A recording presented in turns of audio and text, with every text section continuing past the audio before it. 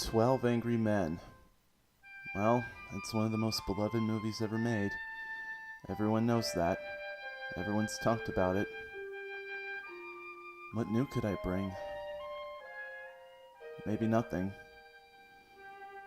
But I love this movie, and I want to talk about it. The title existed in the back of my mind for many years, but I never got around to seeing it. Until I saw the IMDb rating. If 500,000 people managed to center this movie's score into the top 10 rated movies on the website, it must be doing something right. And it did something right. When I first saw this movie, I thought it was very impressively written, how all the jurors managed to find evidence that negated the case. But what keeps me coming back every time is the way it presents its message. In the opening scene in the courtroom, we can clearly see that the judge is tired and indifferent. You're faced with a grave responsibility. Thank you, gentlemen. That's a word that can be applied many, many times in this movie. Indifferent. As the jurors are dismissed, many take a look back at the kid accused of murder. It's safe to assume some are just doing it to take one last look at the supposed killer before they decide his fate, but of course, some of them feel a different way. Now look at the face on this kid. He doesn't really look that worried particularly, at least not on the outside. As we later find out in this movie, he's been beaten and shit on all his life. Perhaps there's that fear of death bubbling in his gut, but at this point, maybe he's just about ready to welcome death to escape his tragic life.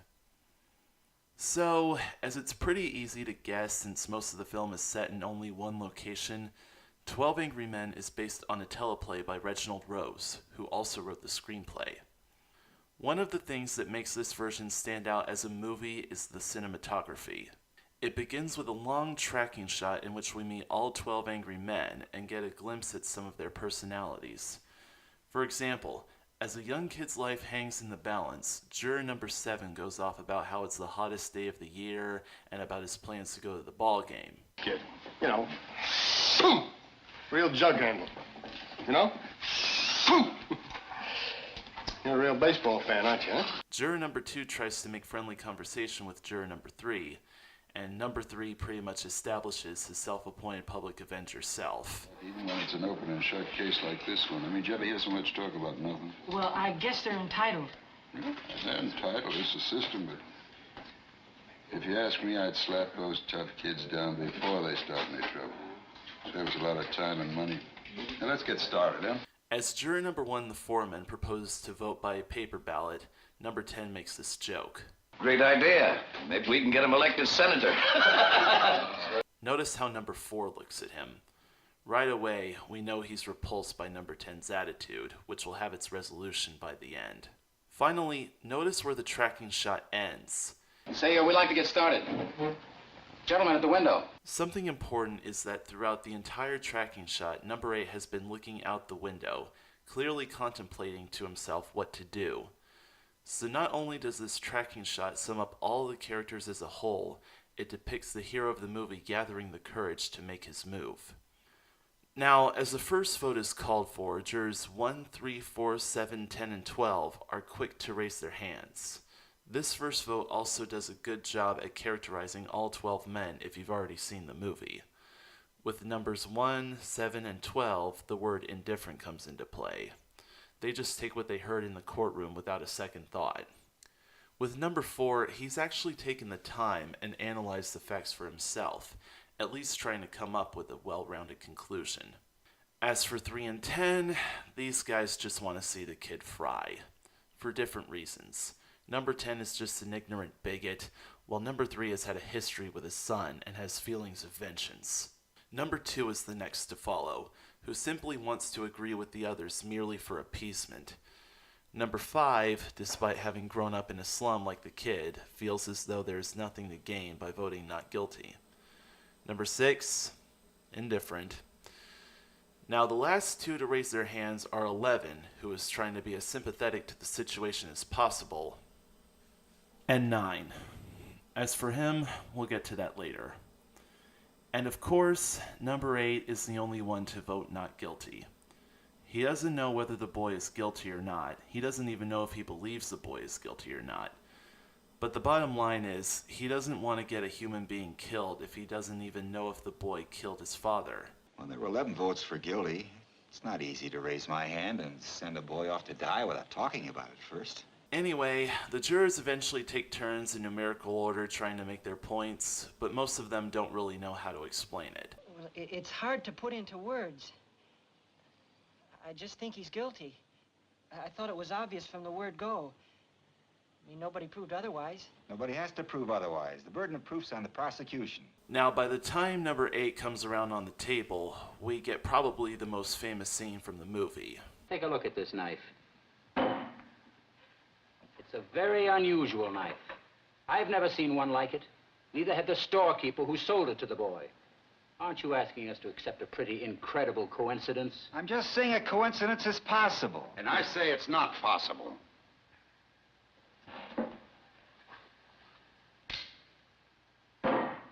Sadly, it doesn't really seem to have much of an effect. The kid will be tried again and found guilty as sure as he's born. Probably right. So, number 8 decides to have the jurors vote again by secret paper ballot. Guilty. Guilty. Guilty. Guilty. Guilty.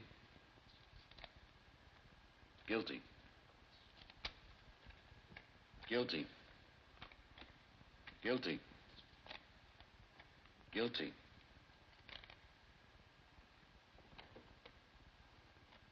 Now, at first, I did like the placement of the not guilty vote. Having it be next to last did make it suspenseful and relieving for number 8 and the audience, as well as kind of realistic. But then I realized that it was the last vote before the foreman's vote. So really, for the foreman, the not guilty vote was the last vote. That kind of takes away the realistic part and makes it look a little too theatrical. So, at first, number 3 thinks it was number 5 because of his slum background. You sit here, vote guilty like the rest of us, then some golden-voiced preacher starts tearing your poor heart out about some underprivileged kid just couldn't help becoming a murderer, and you change your vote. But He didn't change his vote. I did. as you'll recall, number 9 was the last to raise his hand guilty in the first vote. So he was quite possibly the most adamant about voting guilty. But clearly, number 8's stand against the jury must have moved number 9, so when 8 feels defeated, 9 comes to his aid. This gentleman has been standing alone against us. Now, he doesn't say the boy is not guilty. He just isn't sure. Well, it's not easy to stand alone against the ridicule of others, so he gambled for support, and I gave it to him. In the bathroom, number 6 has something to say to 8. Supposing you talk us all out of this and, kid really did knife his father, huh? And suddenly we all think, yeah, what if we are about to let a murderer go free? But that question will have its own special resolution in the end. Anyway, for the rest of the movie, the jurors start to come up with their own analyses of the situation, such as the L train disrupting any noise they could have heard. The old man, according to his own testimony, I'm going to kill you, body hitting the floor a split second later, would have had to hear the boy make this statement with the L roaring past his nose. It's not possible he could have heard it. The boy yelling out, "I'm gonna kill you." Let me ask you this. Do you really think the boy'd shout out a thing like that so the whole neighborhood could hear him? I don't think so. He's much too bright for that. Bright? He's a common, ignorant slob. He don't even speak good English. He doesn't even speak good English. English is a second language for 1110. Think about that. And of course, the possible invalidity of the old man's statement of running down the stairs in 10 seconds. Lock, door, stop. Right. What's the time? Exactly 41 seconds. And then we get one of the best scenes in the movie. One of 8's previous points was the old man hearing the boy say, "I'm gonna kill you," and how that terminology can be applied in everyday scenarios. Well, here you go. You all know he's guilty. He's got to burn. You're letting him slip through our fingers. Slip through our fingers? Are you his executioner? I'm one of them. Perhaps you'd like to pull the switch. For this kid, you bet I would. I feel sorry for you. What it must feel like to want to pull the switch. Ever since you walked into this room, you've been acting like a self-appointed public avenger. You want to see this boy die because you personally want it, not because of the facts. You're a sadist. Kill him out! Kill him! You don't really mean you'll kill me, do you? There you go. In some ways, it's kind of hard not to admire the character of juror number 4. Even though he spends most of the film voting guilty, it's not for any kind of personal reason, it's just out of pure logic. He's able to look past any kind of prejudice he might have and just focus on the facts. After that, we get some more points that go against the murder case, such as the boy going to the movies. My wife and I went to the movies. What did you see? The Scarlet Circle. It is a very clever whodunit. What was the second feature? I'll tell you in a minute. The remarkable Mrs. Mrs. Bainbridge. The remarkable Mrs. Bainbridge. I saw that. It's called The Amazing Mrs. Bainbridge. Yes, The Amazing Mrs. Bainbridge. I think that's right. And the stab wound. How do you use a switchblade? Well, he'd never use it like this. See, you lose too much time switching hands. Here's how. Underhanded. I don't know about the rest of them, but I'm getting a little tired of this yakety-yakking back and forth. It's getting us nowhere. So I guess I'll have to break it up. I changed my vote to not guilty. Now, a very unfortunate but admittedly accurate thing that this movie brings up is that some people just don't learn. Number 7 here only changes his vote because he wants to get out. Number 11 confronts him about it, but nothing number 7 says is genuine. Right to play like this with a man's life? Don't you care? Now, wait a minute. You can't talk like that to me. I can talk like that to you. If you want to vote not guilty, then do it because you are convinced the man is not guilty, not because you've had enough. And if you think he is guilty, then vote that way. Or don't you have the guts to do what you think is right? Now, listen. Guilty or not guilty? I told you. Not guilty. Why? Look, I don't have to... You do have to. Say it. Why? I don't think he's guilty. Sure. Then another vote is called for. Okay, all those voting not guilty, raise your hands. 1, 2, 3, 4, 5, 6, 7, 8.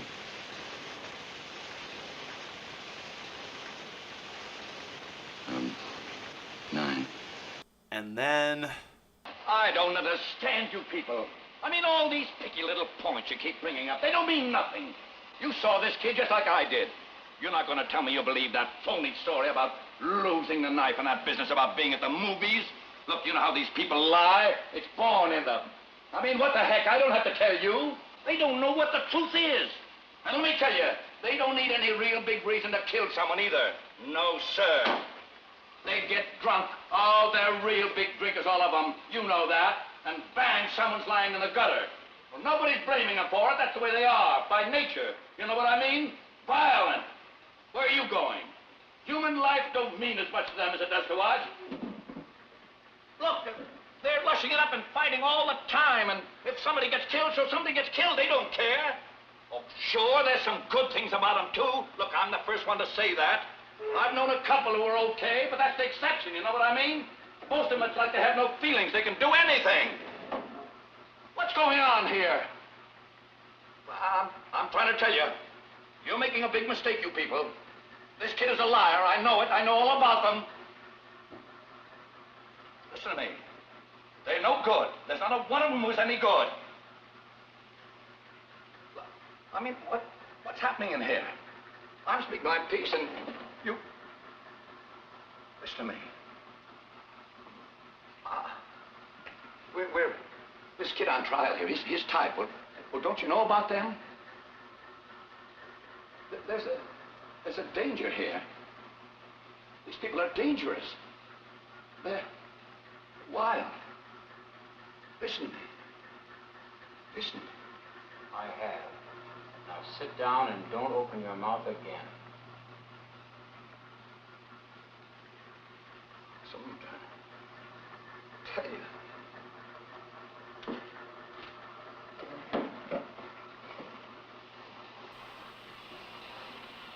Sometimes you don't need critical analysis. You just have to see it for yourself. Anyway, the jurors still have to convince number 4, the most logically thinking member of the group. Number 9 has this to say. Now, why were you rubbing your nose like that? Well, if it's any of your business, I was rubbing it because it bothers me a little. Oh, I'm sorry. Is it because of your eyeglasses? It is. Now, could we get on to something else? Your eyeglasses made those 2 deep impressions in the sides of your nose. The woman who testified that she saw the killing had those same marks on the sides of her nose. So yeah, number 4 had a personal thing in his everyday life applied against his own opinion on the case. Some people may say this negates his character, but at the same time, this is a very logical piece of evidence, so it both works towards and against the situation. And finally, we are left with number 3, who, despite wallowing in his own sadism, brings up a very important point. You can't prove he didn't get to the door. Sure, you can take all the time, hobble around the room, but you can't prove it! But at the same time, no one can prove he's guilty. So really, what this movie is trying to tell us is that even though we might be letting a murderer go free, we all need to be in a healthy emotional mindset. We cannot let our anger and our sick desires control us, for it will only leave us in misery. By letting the boy go free, these jurors are giving him a second chance at redemption. Rotten kids, you work your life out!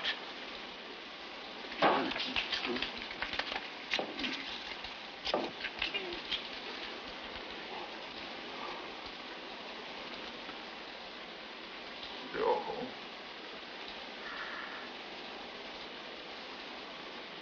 Not guilty. Not guilty.